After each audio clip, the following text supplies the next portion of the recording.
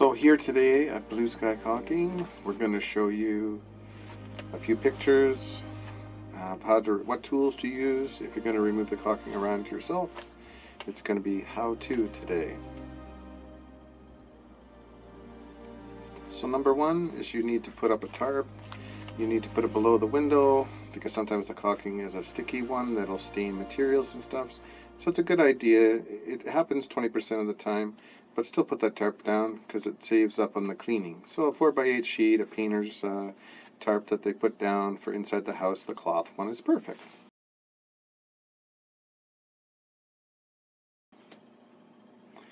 And then what you do is you determine what material it is. If you push on it and it's rock hard like cement, well, you're going to have to use a hammer and chisel.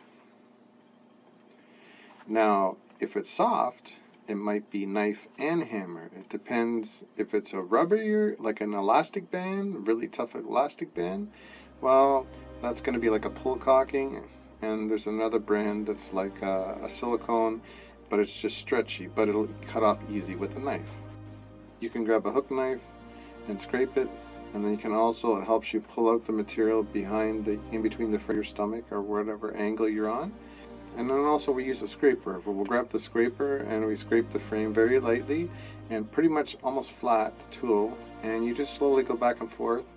And you don't go slow. You can do long strokes, approximately 4 to 8 inches.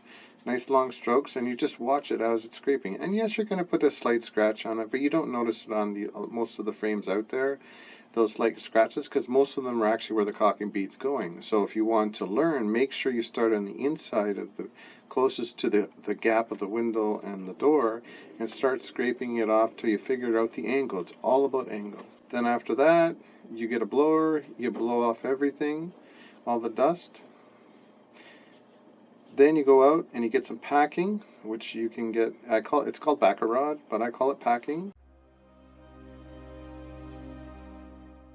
As you can see in this shot here, you can see how I pack it.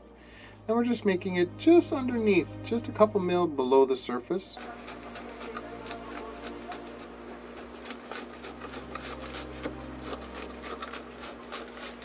Because you don't want the caulking too thick, because what happens is if it goes too deep, when it cures and then the windows and doors expand because of temperatures when it drops down to -10, and when it's shrinking, if it's too thick, it just tears either off the frame of the window or it tears off the material it's bonded to on the other side, like stucco, bricks, and so on. Then you apply the caulking, which I show you here. It's easy. You start it in the corner, you relax your shoulders, your mind. Obviously this is a commercial grade gun. It's for people that do caulking all day. It's not those little ones from the hardware stores that you can go get, or the big bulk places, building supplies. And it holds 2 tubes worth. And so typically a window can take anywhere between 3 to 4 tubes of caulking, but it's actually sausages to us. As I feel the flow, I'm letting my body do the caulking, not my mind. You can feel it in the hands, and you just go with the rhythm. The gun will start sliding slowly. You'll feel it wanting to move forward when you have just a light touch on the end closest to the nozzle.